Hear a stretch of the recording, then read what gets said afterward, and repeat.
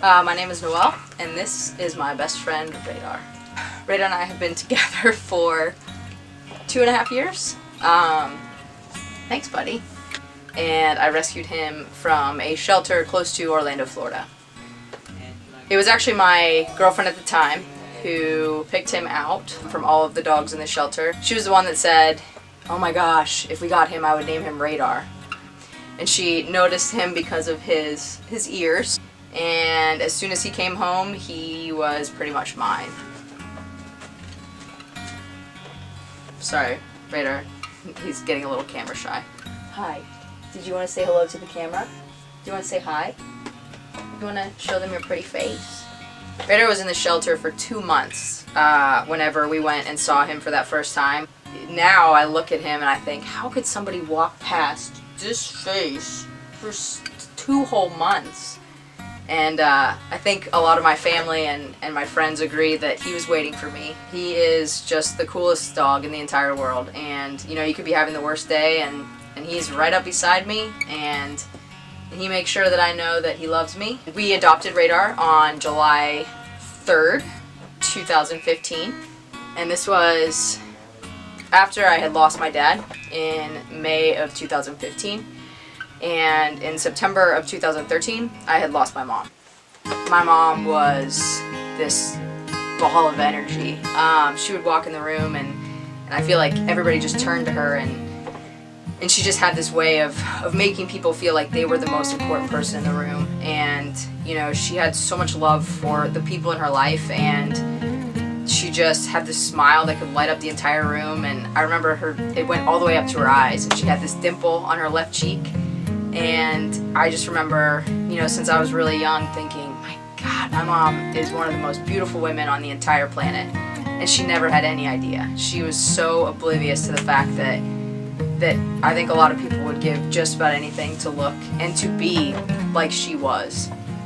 The biggest thing with my mom was that she had this amazing attitude, and she, you know, was always making sure that my brother and I knew, even before she was sick, my mom was so good at making sure that we knew that she loved us unconditionally, and that was never gonna stop.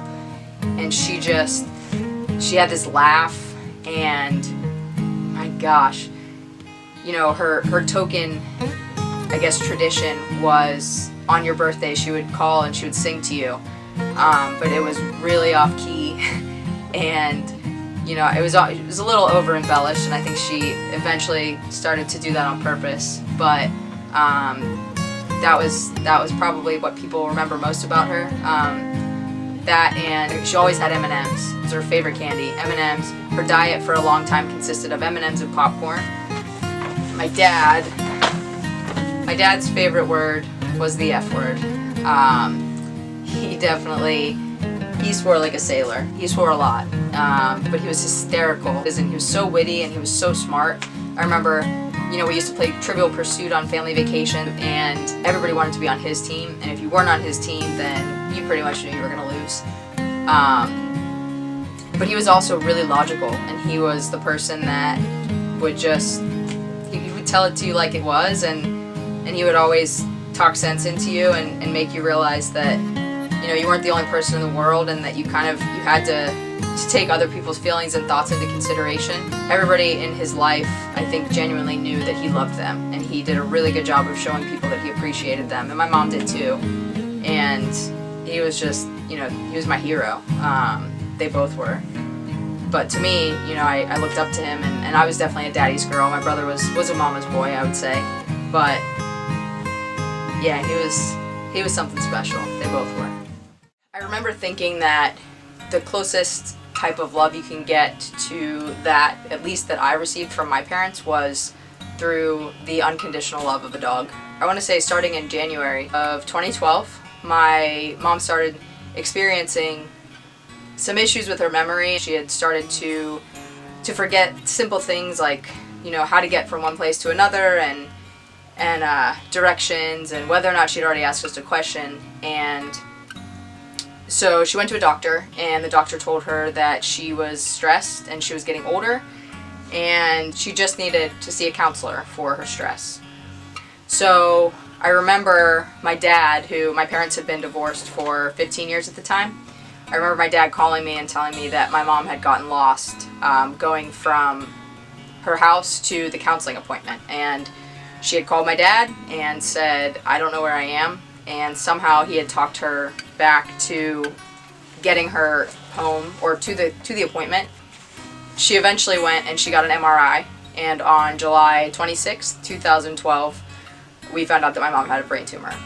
I was living in Orlando at the time, and I received that call, and I was lucky to work for a company that was really, really supportive of me and of my family. And I remember going to tell my manager that I needed to go home. My family was in Pennsylvania, I was in Orlando, and I couldn't get the words out. And so I sat down at the computer and I instant messaged her and I said, my mom has a brain tumor and I need to go home. And that afternoon I was already on a flight, and I got back and my mom was admitted to the hospital in Pittsburgh. Immediately they decided that she needed to have a biopsy. The biopsy was on July 28th and we didn't get results until August 10th. So I remember thinking, this is great, we're just going to have this time, and we don't know, for all we know, you don't have cancer. And I remember telling her, we're just going to enjoy each other's company, and we're going to just spend time with our family and just see what happens. And we're going to stay positive, and we're going to hope, and we're going to pray that things are going to work out. And I remember I had a friend who said, whatever you do, don't look on the internet. And so I looked on the internet, and I found all of this information about something called glioblastoma, which was a deadly form of brain cancer. And I remember thinking, if we go into that appointment and he says that word that starts with a G, I'm going to lose it. So on August 10th, we went for the follow-up, and unfortunately, that was the word that he had to use. And he told us that on a bell curve, the average survival time for somebody with glioblastoma who's receiving treatment is about 14 months. And so I, at that point, said, I have to move back home. You know, I live in Orlando, and I know that my mom has about a year left. I can't stay there. And my dad and my mom both were like, nope, not an option. They were really good friends. They had figured out how to keep that friendship after they had split, and they came together a lot. We spent holidays together, and not a lot changed. He said, you know, I'm retired, and you're going to go back to Florida and go back to work, and your brother's going to finish his studies at Penn State, and I'm gonna take care of your mom. And my mom was one of the most emotional people I've ever met. She used to cry at fireworks. She'd cry, you know, at the end of The Wizard of Oz. And I remember that day on August 10th when we got the results. I just remember all of us breaking down, and my mom grabbed my hand and she just said, I'm so sorry you guys have to go through this. And I remember thinking, you just got diagnosed with terminal cancer and you're apologizing to me. But she was worried, you know, she knew that it was going to be hard for my brother and for me, and I think that means that she knew how much we loved her. My mom passed away in September 2013, and she was surrounded by our family and, you know, one of her best friends, and it was a peaceful moment and one that I would not have wanted to be anywhere else for.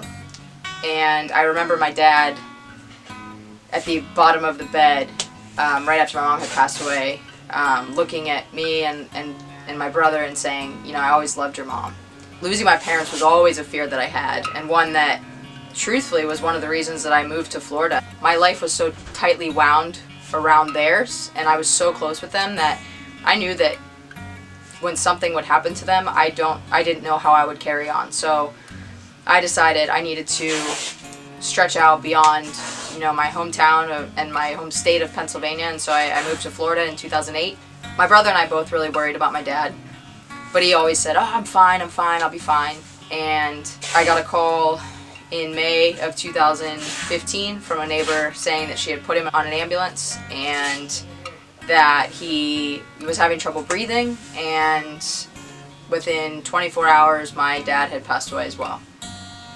I remember thinking on the plane, because I had to fly home, I was still in Orlando, I remember thinking, please just don't leave, just please stay, just please be okay. And I realized at one point that I was really praying for myself, and it was more of a selfish reason because I didn't want to be here without him. And I know that my dad really struggled without my mom being here. They were always very close. She was probably his best friend. And I think at the time, his health had really deteriorated, and I think he was ready. And I finally kind of came to terms with that and realized that I needed to give him that permission. And I was able to do that with both of my parents, and that was probably one of the most difficult things that I've ever done in my life. I remember the priest, whenever I asked for somebody to come in and read last rites or anointing of the sick. I'm not practicing Catholic, so I don't really know, but I had requested somebody to come do that for him, and 4 priests later, the one from his church showed up, and he took one look at me and he said, "Man, you must have him wrapped around your little finger." And that was pretty accurate. He kind of called it like he saw it on that. But my dad passed away from pancreatitis.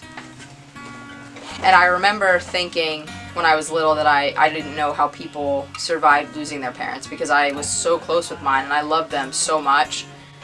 And so I think I realized the impact that social media and the internet has on people negatively, and I think we can all agree that it can definitely be a negative experience if you let it be. But I also think its ability to unite people and bring people together who have shared experiences and who can help people get through something is something that is also important, and something that I see all of these people that have this voice and have this following for different reasons, whether it's they vlog and they go on adventures, or they vlog about their relationships, or whatever it may be. I think for me, what helped me get through it was my support system.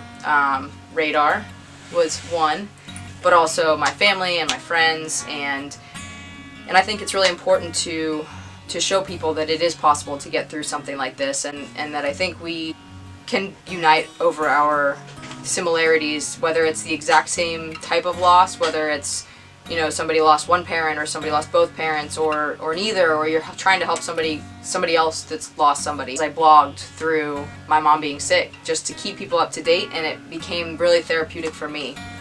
And I have family and friends that keep saying, you need to share your story, and I think it would help people. And so, oh, am I boring you? I'm sorry. I know for me, I have made connections and relationships with people because of the fact that we've both lost somebody significant to us. 2 people in my case. And I wouldn't trade those relationships for the world. And I have learned so much from them. And I hope that they've learned something from me. But I know that it is that common experience that has brought us together. And so what I would like to do is just show people, again, I'm so sorry, I'm so boring, buddy. Show people that this is how I've gotten through it. And for me, rescuing this incredible puppy, he's not really a puppy, he's 3.5, but rescuing, this dog and going on adventures with him, and him just being there, and when I don't necessarily want to explain myself, has been incredible for me. And so I think that to show somebody, whether they get through it the same way or differently, that it is possible. And I never thought that I could ever survive losing my parents, ever. And here I am. So I think that hopefully, even if it just helps one person who doesn't feel like they have people that understand them, or doesn't feel like they have anybody that knows what it feels like, or that knows what it's like, I think... Oh, you're falling asleep now. Love you. Even if it just gets through to one person and, it helps them get through the day, I know for me that getting through one day at a time that's been the jackpot. It is, you never get over loss, and it's a daily process. And, while I want to show people that it is possible to live and to continue enjoying, life's moments and things that happen and the people around you, it also is a non-stop, never-ending process to work through. And I think hopefully I will be able to help other people, in their grief and in their loss, and hopefully sharing my story will maybe inspire other people, or Or maybe I'll meet people that say, oh my gosh, I went through the same thing. When you lose your parents, you want to make sure that the world knew that they were here. And it all becomes up to you to make sure that their legacy is carried on and that you do something. And for me, I want to do something positive with this experience that has absolutely shaped who I am. And it has absolutely been the most defining thing that I have experienced in my life so far. I want people to know that these two people existed and that their memory will live on and that it'll be documented and that people will know how incredible they were. And even if this serves as nothing more than just a platform for me to talk about my parents and how amazing they were, then so be it.